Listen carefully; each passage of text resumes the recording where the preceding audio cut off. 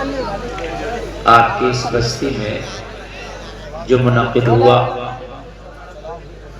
بالخصوص طریقے سے قاری شیر محمد کی، قاری جمشید صاحب کی صدارت میں جو یہ پروگرام چل رہا ہے اور اپنے عروج و ارتقاء کی منزلوں کو طے کر رہا ہے، حضرات میں مبارکباد پیش کروں گا قاری صاحب قبلہ کو اور جملہ کمیٹی کے ممبران کو۔ شاہ نواز صاحب ماشاءاللہ بڑی محنت کی کمیٹی کے ممبران میں سے ہیں، عاقب صاحب، عاطف صاحب، صدام صاحب، فیضان صاحب، فرمان پاشا صاحب، اور ان کے علاوہ بھی جن جن لوگوں نے محنتیں کی ہیں، اللہ سب کو جانتا ہے، سب کے دلوں سے واقف ہے۔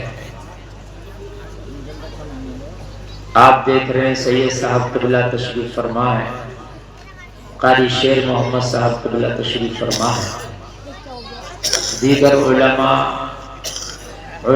قراء حفاظ ائمہ مساجد تشریف رکھتے ہیں، سب قابل تکریم ہیں۔ حضرات میں اپنی بات کا آغاز بنا تمہیدی جملوں کے آپ سے کرنا چاہتا ہوں، محبت کے ساتھ میری گفتگو کو سنیں۔ ہو سکتا ہے کہ دل کی تختی پر کوئی بات اثر کر جائے اور نقش ہو جائے اور اس پر عمل ہو جائے،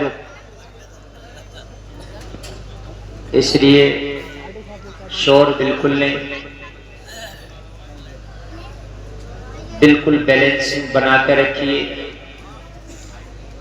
بہت اچھا آپ سن رہے ہیں، اللہ آپ کو سلامت رکھے، اور آپ لوگ نہیں سنیں گے تو کون سنے گا؟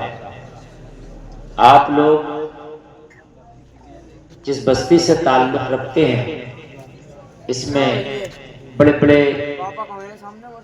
اہل علم حضرات، چاہے وہ دینی علوم ہو یا دنیاوی علوم ہو، تعلق رکھتے ہیں۔ ماشاءاللہ سید صاحب کے صاحبزادے صاحب ماشاءاللہ میری آج ملاقات ہوئی، بڑے قابل ہیں، پی ایچ ڈی کر کے پھر بہار میں پوسٹنگ ہوئی، وہاں پڑھا رہے ہیں۔ قوم کو ضرورت ہے اپنے بچوں کو آگے لاؤ۔ تعلیم یہ ایک ایسا ہتھیار بچا ہے کہ جس کے ذریعے سے آپ کی کچھ ڈھال بن سکتی ہے، کچھ ڈھال اگر آپ کی بن سکتی ہے تو صرف ایک ہی ہتھیار ہے آپ کے پاس، وہ تعلیم ہے۔ اس کے علاوہ آپ سوچے کہ کوئی ہماری سپورٹ میں آ جائے گا یا کوئی ہماری مدد کرے گا تو نہیں۔ اب تو اخبار بھی تمہارا ہے، اب تو حاکم بھی تمہارا ہے، اب تو کورٹ بھی تمہارا ہے، اب تو فیصلہ بھی تمہارا ہے، سب کچھ تمہارا ہے۔ ہم تو کٹ گرے میں کھڑے ہیں، کب کیا فیصلہ آ جائے بس اس کے منتظر ہیں۔ اور معلوم ہے کسی شاعر نے کہا تھا، لکھا قسمت میں غم تو خوشی کو یاد کیا کرنا، جہاں بے درد حاکم ہو وہاں فریاد کیا کرنا۔ آج حال ہمارا یہ ہے، ایک تعلیم واحد ہتھیار ہے جس کے ذریعے سے آپ اس کو اپنی ڈھال بنا سکتے ہیں اور اپنی زندگی کو آسان بنا سکتے ہیں۔ مسلمان جیسے بھی آپ کے حالات ہیں، میں یہ نہیں کہتا کہ آپ بہت امیر ہیں، لیکن میں یہ بھی کہتا ہوں کہ آپ بہت غریب بھی نہیں ہیں، اللہ نے نوازا۔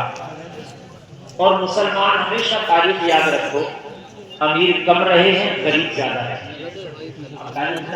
اسلام غریبوں کو ہمیشہ سمجھا، کیونکہ اسلام کی دوستی امیری سے کم ہے، غریبی سے زیادہ ہے۔